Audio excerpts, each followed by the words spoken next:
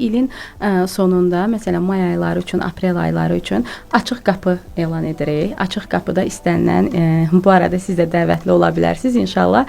Açıq qapı olan ərəfədə demək olar bütün məktəblilər, abituriyentlər, istənilən hər bir şəxs gəlib mərkəzin infrastrukturu ilə, mərkəzin tədris sistemi ilə maraqlana bilər və tələbələrin orada əl işləri də nümayiş etdirilir. Hansı ki, tələbələrin bütün əl işləri, istər qənnatçılıq olsun, istər aşbazlıq üzrə olsun, istər digər bərbər sahəsi üzrə olsun, əl işləri göstərilir və tələbələrdə bir növ, gələn qonaqlarda bir növ motivasiya qalxır. Bundan əlavə aparılan digər təbliğ növlərindən biridir ki, festivallar təşkil edilir. Bir peşə festivalı adlanır. Hansı ki, bu festivallarda da eyni ilə təkcə açıq qapıda bizim müəssisə deyil, bu festivalda bütün Bakıda yerləşən, rayonda yerləşən, regionda yerləşən bütün müəssisələr iştirak edirlər, peşə təhsil müəssisələri və onlar da hər biri öz əl işlərini göstərirlər. Salam, hər vaxtınız xeyir olsun. Əziz Planet FM dinləyiciləri, siz Azərbaycanın ilk elmi maarifləndirici radiosunu eşidirsiniz. Sizinlə mənəm Nigar və zaman maşınında səyahətimiz başladı bu andan etibarən. Bugün fevralın 9-udur. Çox maraqlı bir tarix qeyd olunur dünyada. Beynəlxalq pizza günüdür. Bilirsiniz ki, pizza İtalyanların milli mətbəxinə aid olan yeməkdir. Ən məşhur tezbazar hazırlanan qidalardan biridir dünyada və müxtəlif növləri var. Pizza yola olmaq üçün xüsusi təhsil almaq lazımdır, amma hər kəs evində pizza hazırlaya bilər. Evimizdə hazırladığımız pizzanın dadı ictimai yaşayış müəssisələrində daddığımızın dadı qədər dadlı olurmu? Sualını sizə ünvanlayıb bugünkü qonaqlarımı təqdim etmək istəyirəm. Çox maraqlı həmsöhbətlərim var bugün. Deməli, Bakı Dövlət Peşə Təhsil Mərkəzindən, Turizm və Sosial Xidmətlər üzrə Bakı Dövlət Peşə Təhsil Mərkəzindən müəllim Səidə xanım Məmmədovadır qonağım. Xoş gəlmisiniz Səidə xanım. Salam, xoş gördük. Və tələbə Əminə Sadıqzadə də bugün bizimlə studiyada olacaq. Əminə xanım, siz də xoş gəlmisiniz. Salam, xoş gəldik. Və təbii ki, indi sonradan bizi YouTube-da izləyənlər biləcəklər ki, biz pizza bişirməkdən, ümumiyyətlə peşə təhsilindən danışacağıq bugün. Çünki Əminə xanım xüsusi uniformada gəlib bugün bizim studiyamıza və mən bu sualı ünvanlamaq istəyirəm. Əvvəlcə Səidə xanım sizə ki, nəyə görə peşə təhsili bu qədər önəmlidir? Nəyə görə gənclər ali məktəbə üz tutmaqdansa peşə təhsilini seçsələr daha məntiqlidir. Nəinki ali təhsil müəssisəsinə gedib, müəyyən bal toplayıb qəbul olub, orada 4 illərini, 6 illərini itirib daha sonra işsiz qalmaqdansa nəyə görə peşə təhsilinə yönəlsələr daha məntiqli və daha yaxşı olar? İlk öncə qeyd edim ki, peşə təhsilini dəstəkləyən Peşə Təhsili üzrə Dövlət Agentliyi əsas Azərbaycan qurumlarından biridir. Əsas məqsəd bu qurumda təkcə təhsili və keyfiyyəti artırmaq deyil, institusional infrastrukturu da artırmaqdır və yerli beynəlxalq əlaqələri gücləndirməkdir. Əsas məqsədimiz burada sizin də qeyd etdiyiniz kimi 5-6 il ali təhsil müəssisələrində vaxt itirməkdənsə, peşə təhsilinin əsas üstün cəhətlərindən biri odur ki, qısa müddət ərzində tələbələr əmək bazarına çıxış edə bilirlər. Çünki burada təhsil müddəti 1 il, 6 ay və 3 il olmaqla nəzərdə götürülür. Tələbələr həm nəzəri, həm də praktik bacarıqlara yiyələnə bilirlər. Amma ən xoş, belə deyək, sevindirici hallardan biri də odur ki, son illərdə artıq peşə təhsil müəssisələri yalnız texniki və ilkin peşə hazırlığı deyil də, artıq biz subbakalavrlarda qəbul edirik ki, hansı ki, ilin sonunda 3 və yaxud da ki, 4 il müvafiq təhsilinin sonunda tələbələr ümumi orta göstəriciləri yüksək olarsa, imtahansız şəkildə universitetə də daxil ola bilirlər. Əla. Bax, o dediniz ki, müəyyən təhsil müddətləri var. O müddət nəyə əsasən müəyyən olunur?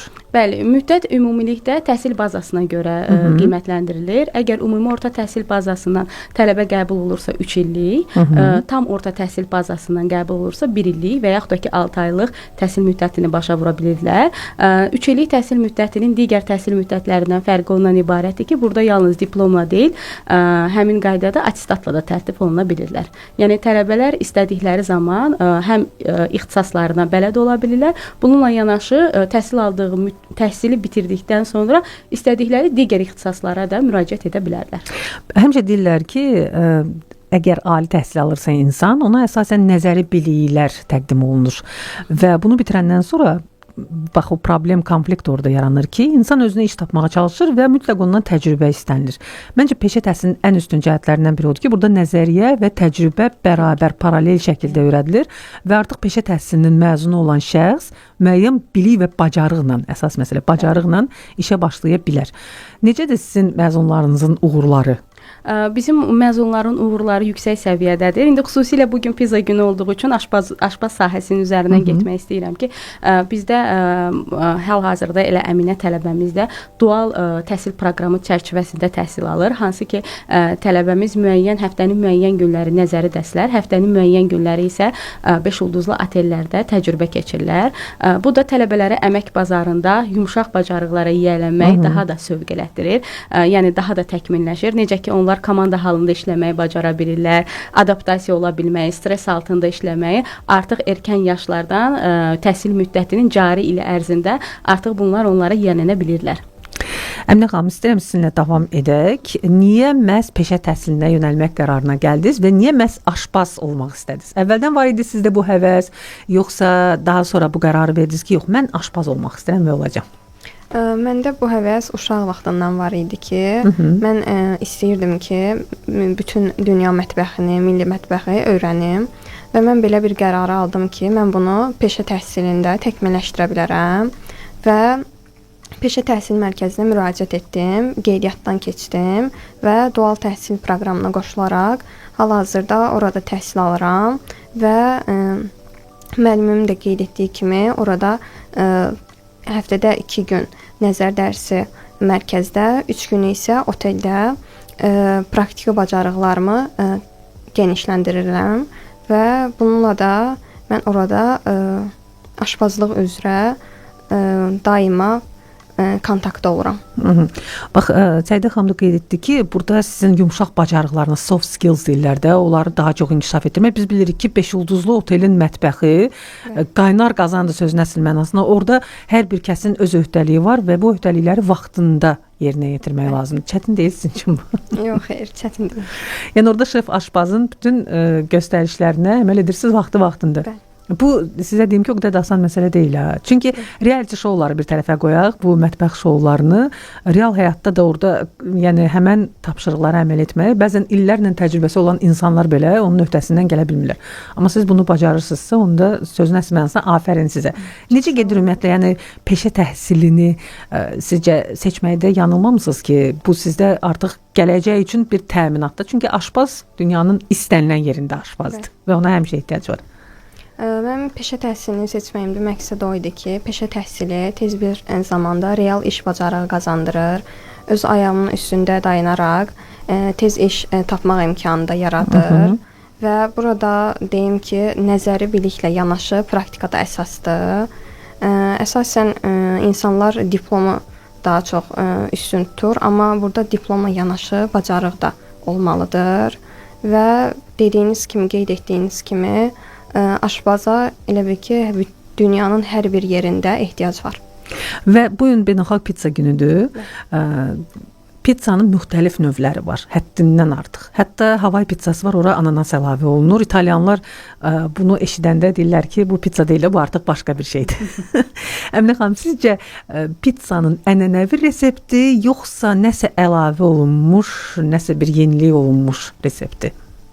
Əslində belə desək fərqi yoxdur, amma bəzi insanlar, yəni əvvəldən ora müxtəlif tərəvəzlərdən istifadə edərək bişirirdilər. Yəni bu müasirləşdikcə insanlar özlərindən siz də qeyd etdiyiniz kimi məsəl üçün ananas qatılan var, müxtəlif cür tərəvəzlər qatılaraq pizza hazırlana bilir. Və ənənəvi İtalyan pizzası Margarita pizzası adlandırılır da. Bunun əfsanəsi çoxdur. Kraliçə Margaritanın şərəfinə hazırlanıb. Əsasən orada İtalyan bayrağının ənənəvi o 3 rəngli bayrağın rənglərindən istifadə olunur. Yaşıl reyhandan, pomidordan və məşhur mozzarella pendirindən. Amma çox maraqlıdır ki, Margarita pizzası Səidə xanım dünyada ən geniş yayılmış pizza növü olsa da, bizdə o qədər də sevilmir. Yəni sanki sifariş olunan pizzalar bizdə daha çox acılı, daha çox belə, nə bilim, kalbasalı, biberli pizzalara üstünlük verilir. Və mənə belə gəlir ki, bu bir növ də ənənə ilə bağlıdır. Ola bilər ki, İtalyanlar üçün bu bir növ milli qürur, milli rəmzdir və turistlərə təqdim etmək üçün. Məsələn, bilirsiniz, Neapolda dünyanın ən qədim pizza restoranı yerləşir və bu bir növ həm də pul qazanmaq gəlir yeridir. Amma pizzanı təkmilləşdirmək bəli, istənilən xalqın özlərindədir. Məsələn, biz özümüz də ora nəsə əlavə edə bilərik. Sizcə əlavə etməli olsaydınız, ənənəvi İtalyan pizzasına hansı ərzaq məhsulunu əlavə edərdiniz ki, sırf bizə aiddir və ondan istifadə etmək olar pizzada, dadını dəyişməz onun? Belə deyək də, mən məsəl üçün əlavə etməli olsam, margarita pizzasında daha çox orada göyərti olaraq reyhandan istifadə olunurdu. Yaşıl reyhandan. Bəli. Mən ora daha çox göyərti əlavə etmək istəyərdim. Fərqli növdə yəni. Bəli. Məsələn, nə keşniş, yud, ya nəsə. Keşniş olar. Bəli. Bəli, rəngi dəyişmədən onsuz da məğz eyni qalacaq. Çünki daha da maraqlıdır ki, milliləşdirsək, çox üzr istəyirəm. Mənim ilk ağlıma gələn bəlkə də toyuqlu ləvəngi eləmək olardı pizzanın üzərində. Çox maraqlı olar, dadlı olar, qəşəng olar. Bəli, razıyam sizinlə. Milliləşdirərik. Və düşünürəm ki, bizə məxsus olan ədviyyatlardan da nəyisə əlavə etmək olar və çox dadlı olar. Milli İtalyan pizzası olmasa da, milli Azərbaycan məhsulu kimi təqdim etmək olar. Və öz biznesini qurmaq üçün Səidə xanım, peşə təhsili nə qədər önəmli ola bilər bir insan üçün? Məsələn, mən öz biznesimi qurmaq istəyirəm. Bir pizza restoranı açmaq istəyirəm. Peşə təhsilimin olması önəmlidir, yoxsa necə? Bəli, olması önəmlidir. Niyə? Biz bayaq danışdıq ki, ümumilikdə nəzəri dərslərlə əlavə praktik bacarıqlar yerinə yetirir. Bundan əlavə peşə təhsili tələbələri sahibkar kimi formalaşmağı da öyrədir. Bu necə həyata keçir? Ümumilikdə bizim baza modullarımız var ki, sahibkarlıq, peşə etikası, şəxsi inkişaf və karyera planlaşdırılması, hansı ki bu modullara çatan tələbə ümumilikdə real кейslərlə artıq sahibkar kimi formalaşmağa başlayır. Və bununla bağlı bizim startaplarımız olur, tələbələrimizin öz ideyaları olur ki, sahibkar kimi formalaşmaq üçün onlar hansı kateqoriyalara və yaxud da ki, hansı işləri yerinə yetirə bilərlər. Artıq tələbələrimiz arasında sevindirici hal var ki, aşbazlar, brend şeflər, sahibkar kimi formalaşan aşbazlarımız da çoxdular. Nə gözəl və mən eşitdiyimə görə ən məşhur ixtisaslardan, peşələrdən biridir aşbazlıq. Bəli, bəli. İş tapmaq asandır, yoxsa bu daha gəlirli sahədir, belə deyim. Ona görə maraq göstərilir. Özdə həm oğlanlar, həm qızlar fərq etmir burada. Gender fərqi yox. Mən deyərdim ki, mən fikirləşirəm ki, istehsal qüvvəsi çoxaldıqca xidmət sahəsi çoxalır.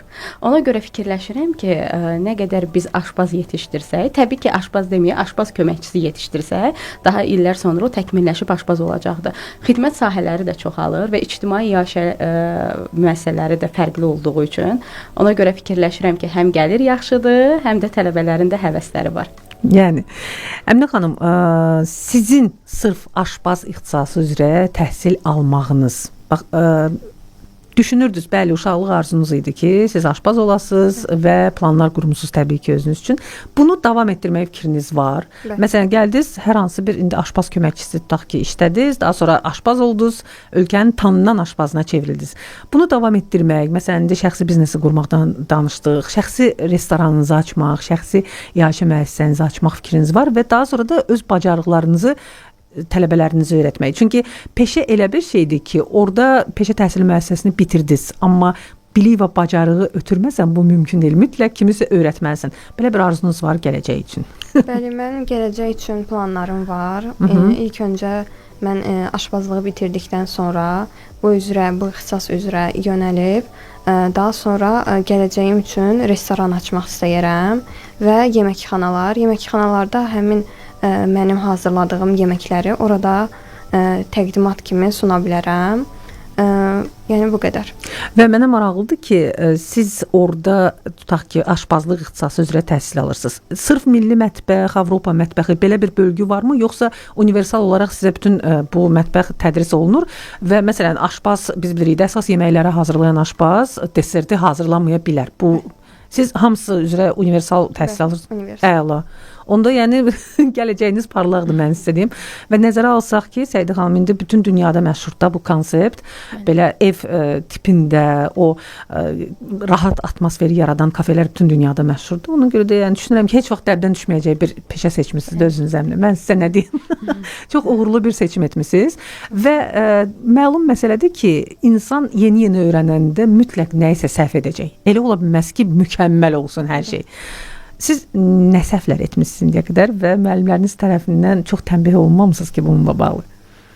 Belə deyim də, mən elə ki, oteldə onlar bizə işlər tapşıranda biz onu, məsəl üçün, mərkəzdə təhsil aldığımız müddətdə orada nəzəri dərslər keçirik və onu biz orada oteldə tətbiq edirik. Bəzi yanlışlar olur, məsəl üçün doğramaq üsullarında əlimizi kəsə bilirik, zədələyə bilərik. Məsəl üçün, qaynar qazanı götürəndə əlimiz yəni qapağını açdığımızda əlimiz buxardan, istidən yana bilər. Belə bir hadisələrlə qarşılaşırıq. Və bunun üçün də daha çox mən deyirəm ki, nəzəri bilikimiz olmalıdır ki, biz onlarla tez-tez qarşılaşmayaq belə hadisə. Həm nəzəri bilik düşünürəm, həm də ki, bu bilirsiniz təcrübə ilə gələn bir məsələdir. Siz təcrübəsizlikdən tələm-tələsik təki bu işi çatdırım deyə onu edə bilərsiniz. İnsan öz mətbəxində də iş görəndə bütün bu qəzalar qaçılmazdır, məlum məsələdir. Və çox maraqlıdır ki, mən sizdən səhvləri, yanlışları soruşanda siz məhz texniki səhvləri dediniz. Məsələn, yeməyin dadı ilə bağlı və yaxud da sizə bildirilən irad olmayıb ki, bu yemək belə hazırlanmamalıdır, amma sən belə hazırlamısan. Belə bir şey olmayıb da? Xeyr, olmayıb.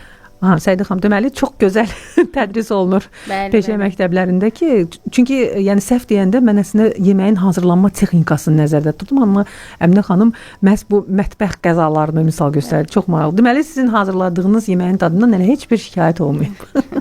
Bəs özünüzün belə şah əsəriniz nəyə hesab edirsiniz? Ən belə qəşəng nəyi hazırlayırsınız? Belə deyim də, mən bir dəfə evdə yəni plov hazırlamışdım. Daha sonra 3 baca dolması deyirlər. Həmin o dolmadan, yəni onun sizə pizza hazırlayıb gətirib. Çox sağ olun, təşəkkür edirəm. Dadına baxacağıq. Yəni bildiyimiz kimi pizza da hazırlamışam. Yəni bu qədər. Özünüzdən nəsə əlavə edirsiniz ora, yəni yoxsa sizə necə tədris olunubsa, bunun klassik resepti necədirsə, məsələn 3 bacı dolması, onu badımcan dolması da adlandırırdılar da əvvəllər. Məsələn, onun ətinə mütləq reyhan qatılmalıdır deyə bilirəm mən, onun qovurmasına, ət qovurmasına və yaxud da nə bilim, mən özüm şəxsən darçın əlavə etməyi xoşlayıram, o dad xoşuma gəlir.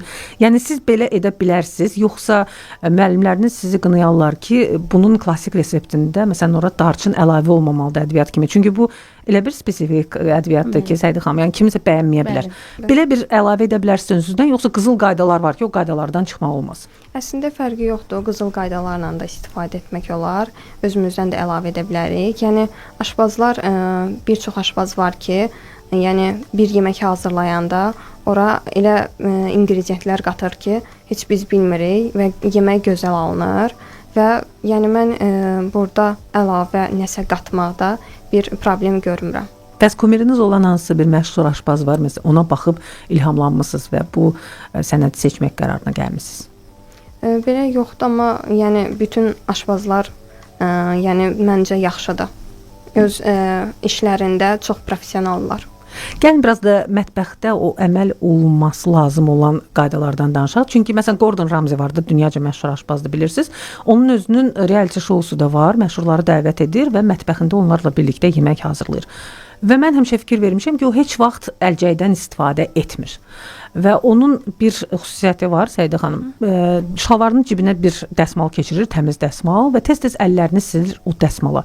Amma belə qızıl qayda var da, biz hansısa bir ictimai əyləşmə müəssisəsinə getsək və görsək ki, orada aşpaz və yaxud da mətbəxdə olan kimsə əlcəksiz işləyir, istər-istəməz kimsə başlayacaq qınamağa ki, burada əlcəksiz xidmət göstərilir. Amma mən bildiyimə görə aşpaz əlcəklə çalışmamalıdır. Bu düzgündür yoxsa necə? Belə deyək, siz özünüz əlcəklə çalışırsınız. Yəni bu həm yeməkləri hazırlayanda, məsəl üçün onları təqdim edəndə, yəni əlcək taxılmalıdır. Çünki əlimizdə hər hansı bir yara ola bilər və o yeməyə həmin məsəl üçün yara üzərində qan olsa və yaxud da çizgilər olsa, həmin yeməklə qatışa bilər və burada mikroblar əmələ gələ bilər. Ona görə məncə əlcəkdən istifadə edilmir. Yəni gigiyena əsasdır. Mətbəxdə nə olursa olsun, maraqlıdır Səidə xanım və belə başa düşürəm ki, ən dərin sirlərə qədər hər şey tədris olunur tələbələrə ki, sonradan bax bu cür suallar çıxmasın. Yəni çünki əgər diplom təqdim olunursa, onun artıq peşəkar sözün əsl mənasında təhsil aldığına bir nişanədir. Yəni kiminsə bir var ki, siz sadəcə könüllü şəkildə gedib hansısa bir aşpazın şagirdi kimi fəaliyyət göstərirsiniz və daha sonra mən filan aşpazdan öyrənmişəm deyirsiniz. Bir də var ki, bunun məsuliyyəti daha böyükdür. Peşə təhsil müəssisəsinin diplomu var əlinizdə. Birazdan bu söhbəti davam etdirəcəyik. Hələlik isə kiçik bir fasiləmiz var əziz dinləyicilər. Ona görə də dalğanı dəyişməyin. Bugün fevralın 9-u dünyada beynəlxalq pizza günü kimi qeyd olunur və elə bu münasibətlə biz Turizm və Sosial Xidmətlər üzrə Bakı Dövlət Peşə Təhsil Mərkəzindən qonaqlar dəvət etmək qərarına gəldik ki, peşə təhsili nədir və yaxşı pizza hazırlayan, həmçinin digər işlərdə peşəkar olmaq lazımdırsa, nə etmək lazımdır suallarına cavab tapaq. Qonaqlarım müəllim Səidə xanım Məmmədova və tələbə Əminə xanım Sadıqzadədir. Səidə xanım, Turizm və Sosial Xidmətlər üzrə Bakı Dövlət Peşə Təhsil Mərkəzi deyəndə mən belə başa düşürəm ki, burada sırf turizm sahəsində çalışan, məsələn, bələdçi kimi, gid kimi çalışan mütəxəssislər yetişdirilir və sosial xidmətlər deyəndə də elə məsələn aşbazlıq və yaxud da insanlara xidmət sahəsidir də bu. Hansı ixtisaslar var mərkəzdə? Mərkəzimizdə olan ixtisaslar texniki peşə hazırlığından aşbaz, qənnatçı, şirniyyatçı, sığorta işçisi, kargüzarlıq, qeyd etdiyiniz kimi turizmlə bağlı olanlar, turizm təşkilatçısı, mehmanxana inzibatçısı, daha sonra qeyd edə bilərik subbakalavr ixtisaslarından mehmanxana və restoran işinin təşkil edilməsi və idarə edilməsi, bu kimi ixtisaslar var. Yəni bir sözlə lazım ixtisaslar və onu da göstərir ki, təcrübə, indi bilirsiniz də süni intellekt zəmanəsidir və süni intellekt deyirlər ki, yaxın müddətə bir çox peşələri sıradan çıxaracaq. Amma onu da xüsusi vurğulayırlar ki, insanlara xidmət sahəsində əksinə peşələrə tələbat artacaq. Onlardan biri də elə bayaqdan bəri danışdığımız aşbazlıq peşəsidir. Bundan başqa sosial xidmətlərə aid olan bütün məsələlər həmçinin turizm sahəsində. Çünki süni zəka nə qədər ağıllı olsa da, belə deyim, dırnaqarası ağıllı olsa da normal insan fəaliyyətini heç vaxt əvəzləyə bilməz. Məsələn, süni zəka ilə hazırlayan, düzdür, Yapon restoranlarında insanlara xidmət göstərən robot ofisiantlar var, amma onlar canlı insanın hazırladığı qidanı təqdim edirlər müştərilərə. Canlı insanı düşünürəm ki, heç kim əvəz edə bilməz. Tələbələrə məsuliyyət baxımından, insanlı olmaq baxımından nə öyrədilir? Çünki bu sahələr elə sahələrdir ki, həmişə nədənsə narazı olan insanlar tapılacaq. Yəni müştəri ilə birbaşa təmas var deyə. Tələbələrdə bu yumşaq bacarıqların inkişaf etdirilməsi üçün necə aparılır tədris? Onlara nə öyrədirsiniz? Bayaq da qeyd etdiyim kimi sərt bacarıqlardan əlavə yumşaq bacarıqların daha da təkmilləşməsi üçün baza modullardan istifadə edilir. Hansı ki bu baza modullarında şəxsi inkişaf və karyera planlaşdırılması, peşə etikası, hətta ixtisasın özündə də prioritet kimi götürülür. Məsələn, aşbaz ixtisasında təhsil alan tələbədirsə, qida və içki üzrə işçilərin fəaliyyətinin idarə edilməsi, müştərilərə xidmət, bu kimi modullar tələbələrə həmin yumşaq bacarıqları yiyələnməyə və təkmilləşdirməyə kömək olur. Çünki müəllimlər bu sahədə işləyərkən, misal üçün şəxsi inkişaf və karyera planlaşdırılması üzrə mütəxəssisdirsə, əgər aşbaz ixtisasında tədris edirsə, sırf real кейsləri aşbaz ixtisası üzərindən götürür. Çünki qarşılaşdırır, əmək bazarı ilə real mühiti qarşılaşdırır və nəticədə tələbələr həm praktikada, həm də nəzəri olaraq yumşaq bacarıqlara yiyələnə bilirlər. Yeri gəlmişkən Əminə, sizə şad xəbərim var. Artıq sizin hazırladığınız pizzanın dadına baxanlar var və oradan mənə işarə elədilər ki, çox əla alınıb. Yəni çox əladır, çox dadlıdır. Bu yəni mərhələni keçdiniz demək olar. Yəni doğrudan da bayaqdan bəri dediyiniz, bax mən hiss edirəm ki, Səidə xanım, Əminə xanım da, yəni onda sanki bir təşkilatçılıq var, çox ciddilik var. Yəni sırf aşbaza hansı xüsusiyyətlər olmalıdırsa, təbii ki, bu xüsusiyyətlər bir çox sahədə lazımlıdır, amma aşbaz soyuqqanlı olmalıdır. Ancaq yəni gördüyü işə diqqətini yetirməlidir ki, onun işindən razı qalsın. Bu biraz da yaradıcı işdir. Biraz da öz fantaziyanızı işə salmalısınız. Biraz da bəli, o əlinizin duzunu qatmalısınız, amma hər şey dəqiq olmalıdır da bu işdə. Yəni səhvə bağışlamır burada müştəri və yaxud da sizin hazırladığınız yeməyin dadına baxan şəxs. Əminə xanım, mən maraqlıdır. Bax, biz hər hansı bir yeməyin reseptində görürük 125 qram falan şeydən əlavə etmək, nə bilim 30 qram falan ədviyyatdan əlavə etmək. Bütün bunlara bilirəm ki, xüsusi riayət olunur. Qida texnikləri deyilən, yəni insanlar var, onlar xüsusilə riayət edirlər buna. Amma evdə biz yemək hazırlayarkən, yəni göz, yəni belə deyim də, göz hesabına görə istifadə edirik hər şeyi. Sizdə də ciddidir hər şey. Məsələn, pizzaya falan qədər duz qatılmalıdır, falan qədər istot qatılmalıdır. Yoxsa deyirsiniz ki, bir kimlikdə istot əlavə etsəm, duz əlavə etsəm heç nə olmaz. O indi belə deyək də, insanın təbii ki, yediyi zaman o həzz alsın deyə, məsəl üçün kimi istər ki, məsəl üçün istiyotu daha çox olsun ya da duzu çox olsun bəzi insanlar üçün məsəl üçün mənim qatdığım qədər duz ona kifayət deyil. O daha çox duz əlavə edir və yaxud da istiot əlavə edir. Yəni belə deyək də, onun məsəl üçün fərqi yoxdur, amma daha çox belə deyək qramajlara fikir vermək lazımdır. Kimsə birdən sizə desə ki, heç bəyənmədim sənin hazırladığın filan yeməyin dadını. Bu sizə pis təsir eləyir, yoxsa daha da motivasiya verir ki, növbəti dəfə lap dadlı eləyəsiniz ki, Bəli. görün bu dəfə nə söz tapacaqdır.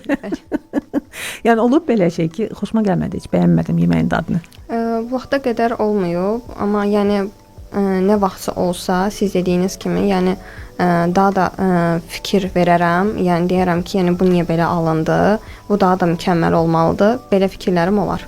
Elə bir yemək var ki, siz onu hazırlamağı arzu edirsiniz, amma hələ ki buna cəsarət etməmisiniz. Məsələn, çox çətin yeməkdir. Həm milli mətbəximizdən ola bilər, həm xarici mətbəxdən, fərq etmir. Çox çətin deməyim. Mən yəni uşaq vaxtı Ratatouille adlı bir cizgi film var idi. Mən orada Ratatouille hazırlanmasını gördüm və bu vaxta qədər istəyirəm ki, onu cəhd edim və hazırlayım. Yəni bu yəni çox sadə.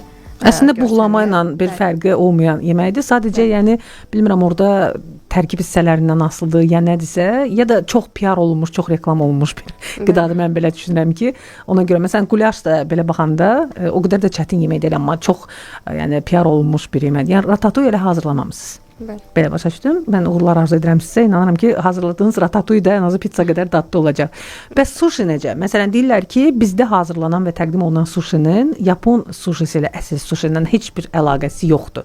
Çünki o rollar əslində Filadelfiya və Kaliforniyada, Birləşmiş Ştatlarda hazırlanıb, daha rahat olsun onu yemək deyə. Əsl Yapon sushisi o formada deyil. Sushi hazırlamısınızmı indiyə qədər?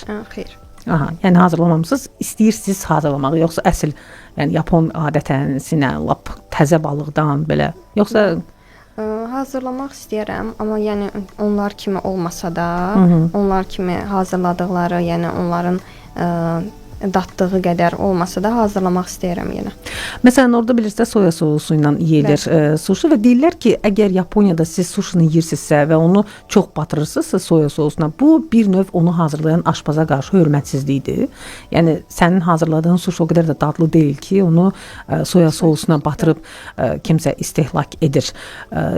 Belə yəni incəliklər var da bu məsələdə. Bir də məsələn Yaponlar deyirlər ki, yemək yeyərkən hər hansı bir restoranda mütləq ağzı marçuldatmaq lazım. Baxmayaraq ki, bu dünyanın başqa yerində biraz hörmətsizlik, mədəniyyətsizlik əlaməti sayılır. Bu isə yəni aşpaza xüsusi hörmət əlamətidir də. Bəs bizdə aşpaza xüsusi hörmət əlaməti nə sayılır? Əlavə çay pulu vermək, birbaşa sal verim, yoxsa onun zəhmətini tərifləmək? Demək ki, yəni mən hələ heç bir yerdə bu cür dadlı yemək yeməmişdim. Sizin üçün hansı daha önəmlidir? Amma yəni səmimi olaq. Səmimi olaq belə deyim də, məncə tərifləmək daha yaxşı olar. Çünki mən istərsəməz hər bir aşpaz hər hansı bir yeməyi bişirəndə onun üzərində çox zəhmət çəkir və o istəyir ki, dadlı alınsın və onu biz təqdim etdiyimiz zaman müştərilərə və yaxud da qonaqlara biz istəyirik ki, yəni bunun zəhmətini qarşılıqlı olaraq alaq. Əla. Səidə xanım, bax bayaq dediniz ki, sizdə qənnatçı, şirniyyatçı, konditer ixtisası da var və aşpaz da var. Mən nədən soruşdum, o dedi ki, mən bütün hər şeyi hazırlaya bilərəm. Məsələn, desert da hazırlaya bilərəm, şirniyyat da hazırlaya bilərəm, amma qənnatçı, konditer, şirniyyatçı bu tamam fərqli ixtisas. Nəyə görə? Yəni orada xüsusi texnikaya əməl olunmalı, yoxsa çox çətindir o qənnadı məmulatlarını hazırlamaq ki, ayrılıb aşpazlıq ixtisasından o peşə. Bəli, əslində aşpazlıq ixtisası qənnatçılıq, şirniyyatçılığın bir hissəsini əvəz eləyə bilir. Qənnatçı şirniyyatçılıq ixtisası isə özü tamamilə fərqli təlim nəticələri və meyarlardan ibarətdir ki, tələbələr burada yalnız mayalı xəmirlərlə işləmirlər, həm yerli, həm xarici desertlər, tortlar və onların texnikalarını işləyirlər. Ona görə də ayrıca bir sahə olaraq verilir. Mayalı xəmir demişkən, bir ara söhbət gəzdi ki, mayadan istifadə etmək insan səhhəti üçün zərərlidir. O maya göbələkləridir bu səbəbdən. Amma yəni bu nə qədər danışılsa da bu barədə mayalı xəmirdən hazırlanan qidaların, o sobada pişən qidaların yerini heç nə verməz də. Və düşünürəm ki, yəni bu nə qədər bəşəriyyət varsa ümumiyyətlə, nə qədər yer kürəsində həyat varsa, biz yəqin ki, kosmik qida yeməyəcəyik də. Biz elə uzun illər ərzində təbii qidadan onları hazırlayıb istehlak edəcəyik. Nə qədər ki, yəni heç bir qida ehtiyatını tükətməmişik. Ona görə də məncə bu ixtisaslara həmişə tələbat olacaq. Sadəcə bir məsələ də var ki, Səidə xanım, peşəkarların sayı artdıqca rəqabət də güclənir və siz bazarda qalmaq üçün, əmək bazarında öz ayağınız üzərində dayanmaq üçün daha da təkmilləşməlisiniz, daha da inkişaf etməlisiniz və rəqabətə davamlı olmalısınız. Rəqabət necə müəyyənləşir? Məsələn, hətta sizin tələbələriniz arasında bu mühiti, hətta belə deyim də, məzəli formada olsa da belə necə yaradırsınız ki, onlar hazır olsunlar gələcəkdə əmək bazarında bu rəqabətə tab gətirməyə? Tələbələrdə ilk öncə qeyd edim ki, təlim nəticələri və meyarları sırf işə götürənlərlə birgə əməkdaşlıq halında hazırlanır. Kurikulumların hazırlanmasının əsas məqsədi ondan ibarətdir ki, işə götürənlər artıq onların bizə gələn təklif rəyləri əsasında hansı daha çox təlim nəticələrinə üstünlük verin və yaxud da ki, hansı mövzular daha genişdir, hansı texnikalardan daha çox istifadə edilir və birgə biz hazırladığımız kurikulumda da əsasən rəqabətə davamlı hazırlayırıq ki, tələbələr məsələn indi Əminə dual təhsildə, təhsil proqramında təhsil alsa da, bəzi tələbələr dual təhsil proqramında deyirlər. Sadəcə ənənəvi olur və ilin sonu çatdıqda 3 ay, 4 aylıq praktikaya gedirlər. Həmin tələbələr də ən azı dual təhsil tələbələri qədər hazır ola bilirlər. Səbəb nədir burada? Keçirilən kurikulum, yəni keçirilən tədris, nəzəri, istər praktiki dərslər hər biri işə götürənlər tərəfindən hazırlandığı üçün rəqabətə davamlı olur. Ona görə həmin tələbələr də digər tələbələrdən geri qalmırlar. İkinci, peşə təhsilinin özünün rəqabəti artırmaq məqsədi, misal üçün biz tələbələrdə nəticə sonunda, cari ilin sonunda nəticələri yüksək olan tələbələr təqaüdlə təmin olunurlar. Daha da təqaüdləri qalxa bilir və yaxud da ki, daha zəif nəticə göstərənlərdə daha aşağı ola bilir, amma bu da tələbələrdə daha rəqabətə davamlı olmağı üçün əsas faktordur deyə düşünürəm. Əla. Səidə xanım, mən maraqlıdır, bax, dual təhsil sistemi və ənənəvi, o tələbənin öz seçimi ilə həyata keçirilir, yoxsa onun topladığı bala görədir, yəni necə müəyyənləşdirilir bu? Topladığı bala görə əsasən götürülür. Tələbələrdə əsas fərq bundan ibarətdir ki, misal üçün ənənəvi təhsil, aşpaz qrupunda təhsil alan tələbə də 1 illik təhsil həyatını başa vurur. Dual təhsil qrupunda da sadəcə əsas fərq bundan ibarətdir ki, dual təhsildə, dual təhsil proqramında təhsil alan tələbə 1 il ərzində ən azı 9 ay, 5-ci həftədən başlayırlar onlar. 9 ay müddətində onlar praktika ilə təmin olunurlar, amma digər ənənəvi qrup isə daha gec əmək bazarına çıxır. Amma o müddəti kompensasiya etmək üçün mütləq şəkildə bayaq da qeyd etdiyim kimi Peşə Təhsili üzrə Dövlət Agentliyinin yaratdığı institusial infrastrukturların gücləndirilməsi var ki, məsələn bizim öz peşə məktəbimizdə də böyük master klasslar, emalatxanalar var ki, orada da mühəndis pedaqoji heyəti tələbələrə praktik bacarıqları öyrədir və tələbə ilin sonunda artıq 3 və yaxud da ki 4 aylıq praktikaya cəlb olunurlar. Əla, bir sözlə hər şərait yaradılıb ki, siz həm əmək bazarına hazırlıqlı olaraq fəaliyyətinizi davam etdirəsiniz, əziz dinləyicilərimiz. İxtisas seçimini xüsusilə düşünən dinləyicilərimiz, abituriyentlərə üz tuturam. Həm də ki, yəni gözəl bacarıqlar əldə edəsiniz, artıq əlinizdə, həmişə belə söz var, əlində sənəti olsun. Əlinizdə sənətinizin olması üçün bütün şərait yaradılıb. Birazdan bu söhbət davam edəcəyik. Çox kiçik bir fasiləmiz var. Əziz dinləyicilərimiz, zaman maşınında səyahətimiz davam edir. Bugün beynəlxalq pizza günüdür. Biz də qərara gəldik ki, bu pizzanı hazırlayıb bizə təqdim edən şəxslər var və onlar mütləq bunun təhsilini alırlar. Mütləq əmək bazarına bir peşəkar kimi başlayırlar fəaliyyətlərinə. İstədik ki, o peşəkarlar harda yetişir? Bax, bu barədə sizinlə söhbət edək. Turizm və Sosial Xidmətlər üzrə Bakı Dövlət Peşə Təhsil Mərkəzindən müəllim Səidə xanım Məmmədova və tələbə Əminə Sadıqzadəni bugün qonaq dəvət etdik ona görə. Əminə, yəni seçmisiniz bu ixtisası davam etdirirsiniz, əmək bazarına atılacaqsınız. Artıq bilirsiniz, özünüz üçün təxmin etmisiniz ki, harda və kim kimi çalışacaqsınız. Yoxsa hələ yəni deyirsiniz ki, bitirim, biraz da ixtisas artırma kurslarına da gedim, biraz da özümü təkmilləşdirim, daha sonra baxarıq. Yəni işinizi, peşənizi davam etdirmək fikriniz varmı? Belə deyək də, mən hal-hazırda oxuduğum peşədən çox razıyam və mən inanıram ki, həmin peşədə, bu peşədə oxuduğum yüksək nəticələrlə oranı bitirdikdən sonra rahat bir şəkildə işlə təmin olunaram. Heç bir çətinlik sizi qorxutmur bu həm peşənin öyrənilməsində, həm sonra tətbiq olunmasında. Çünki bəlkə də bilirsiniz, məsələn, hər hansı bir ixtisasa yiyələnən adam tutaq ki, bir müəssisədə çalışır və bilir ki, onun iş qrafiki səhər saat 9-dan, məsələn, axşam saat 6-ya qədərdir. Amma hər hansı bir peşə ilə məşğul olan insan, onun sərbəst iş qrafiki təəssüf ki, yoxdur. O həmişə vaxtından artıq da işdə qala bilər, bir neçə sifariş də yerinə yetirə bilər, nəsə işlər qaydasında getməyə bilər. Yəni rutin iş deyil də, bu mütləq nəsə bir çətinlik çıxa bilər orada. Bu çətinliklər sizi qorxutmayıb və qorxutmur? Xeyr, qorxutmur. Niyə həyatda belə cəsarətli xanımsınız, yoxsa? Lap yaxşı.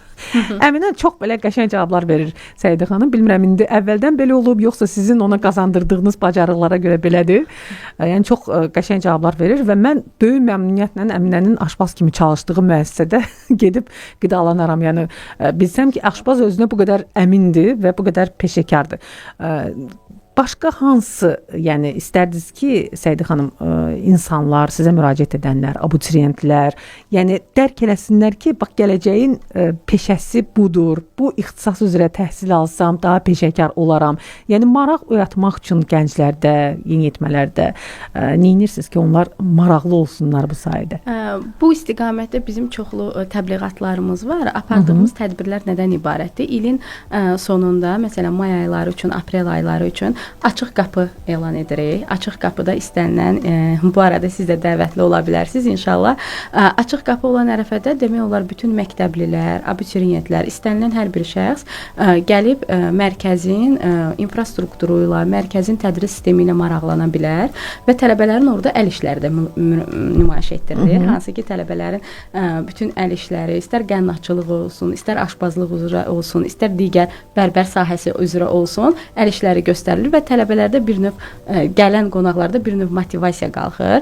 Bundan əlavə aparılan digər təbliğ növlərindən biridir ki, festivallar təşkil edilir. Bir peşə festivalı adlanır. Hansı ki, bu festivallarda da eynilə təkcə açıq qapıda bizim müəssisə deyil, bu festivalda bütün Bakıda yerləşən, rayonda yerləşən, regionda yerləşən bütün müəssisələr iştirak edirlər, peşə təhsil müəssisələri və onlar da hər biri öz əl işlərini göstərirlər. Daha sonra mən qeyd edərdim ki, daha da təbliğatı gücləndirmək üçün bizim özümüzün də mütəxəssislərimiz var ki, karyera mütəxəssisi üzrə çalışan şəxslər var. Onlar istənilən hər bir şəxs abituriyent olduğu müddətdə və yaxud da ki, imtahandan öncə müraciət eləyə bilər. Tam ödənişsiz şəkildə karyera mütəxəssisindən məsləhətlər ala bilər və daha sonra peşə məktəbinə gələ bilər. Bir sözlə, işinin peşəkarı olmaq çox yaxşı bir şeydir və bu sizə həm növbəti illərdə həyatınızın digər mərhələlərində qapılar açacaq, həm də ki, düşünürəm ki, Səidə xanım, əlində peşəsi olmaq, sənəti olmaq istənilən halda yaxşıdır. Ola bilər ki, məsələn, Əminə sabah heç işini davam etdirməsin, indi belə çox motivasiya edici danışır ki, mən həmişə aşpaz olmaq istəmişəm. Bəlkə sabah, məsələn, tamamilə fərqli bir dizayn sahəsində çalışmaq istədi, amma biləcək ki, o həm də yaxşı aşpazdır. Yəni, bu da əsasdır, düşünürəm ki. Lap nə bilim, özünü radio aparıcı kimi sınamaq qərarına gəlsə də sabah, biləcək ki, həm də yaxşı aşpazdır. Və bu əsas, məncə, stimul, motivasiya budur gənclərə, yeniyetmələrə ki, siz peşə əldə edirsiniz və istənilən vaxt bu peşə sizin əlinizdən tutacaq. Sizə indi sosial şəbəkələr dövrüdür. İnsanlar sosial şəbəkə üzərindən böyük satış edirlər. Hətta öz səhifənizi yaradıb belə öz brendinizi məşhurlaşdıra bilərsiniz. Yəni vacib deyil ki, siz hər hansı bir restoranda çalışıb ondan pul qazanasınız. Hətta bu üsulla da qazanmaq mümkündür. Ona görə hər bir peşə vacibdir, hər bir peşə lazımlıdır. Məşhur şeirdə deyildiyi kimi. Zaman maşınında mənim ənənəvi sualım var qonaqlarıma. İstəyirəm o sualı sizə ünvanlayım. Səidə xanım, sizdən başlayaq. Əgər zaman maşını ixtira olunsaydı, siz hansı dövrə səyahəti seçərdiniz? Keçmişə gedərdiniz, indiki zamanda qalardınız, yoxsa gələcək sizə daha maraqlıdır? Fikirləşirəm ki, gələcəyə gedərdim. Çünki gələcək mənim üçün maraqlıdır. Niyə? Biz bilmirik ki, bizim ömrümüz nə qədərdir, harda sonlanacaq. Amma mən bu fürsətdən istifadə edib gələcəyi görmək istəyərdim. Əla, mən sizə səyahətinizdə uğurlar arzu edirəm. Əminə, bəs siz? Mən də gələcəyə getmək istəyərdim. Çünki istəyərdim ki, mən gələcəkdə harda olacağam, Yəni məsəl üçün hansı ölkədə olacağam, özümü harda görəcəm, onu görmək istəyərdim. Hansı ölkədə olacağam? Burada bir açar söz tutdum mən. Mən sizin başqa ölkəyə də gedib orada bu işi davam etdirmək fikriniz var. İtaliyaya getmək istəyirsiniz. Bir artıq bildik ki, yəni hazırladığınız pizza çox dadlıdır. İtaliyada gedib məsələn özünüzün kiçik bir kafenizi açıb orada fəaliyyət göstərmək deyəsən planlarınız var. Əla, mən sizə uğurlar arzu edirəm. Minnətdaram. Təşəkkür edirəm. Sağ olun ki, gəldiniz və bu gün də bizi dadlı pizza ilə sevindirdiniz. Minnətdaram sizə. Uğurlar arzu edirəm sizə. Əminə işinizdə bütün arzularınızın həyata keçməsinə Səidə xanım sizə də təşəkkür bildirirəm. Uğurlar arzu edirəm və hiss edirəm ki, gənclər üçün siz də böyük stimulsuz. Yəni bu da əsasdır. Müəllimlər gənclərin dilində danışmağı bacarır və onlar yəni ən böyük motivasiya mənbəyidir. Özləri öz davranışlarına nümunə olurlar. Bundan yaxşı düşünürəm ki, heç nə yoxdur. Biz sizə təşəkkür edirik. Çox sağ olun. Siz sağ olun, minnətdaram. Əziz dinləyicilərimiz, xatırladıram ki, qonaqlarım Turizm və Sosial Xidmətlər üzrə Bakı Dövlət Peşə Təhsil Mərkəzindən müəllim Səidə xanım Məmmədova və tələbə Əminə xanım Sadıqzadə idi. Gələcəkdə özü üçün İtaliyanın hər hansı bir kiçik şəhərində pizza restoranı açmağı planlaşdıran, hədəfləyən Əminə xanım. Minnətdaram sizə də diqqətiniz üçün. Yenidən eşidilmək ümidi ilə özünüzə və planetə yaxşı baxın deyirəm.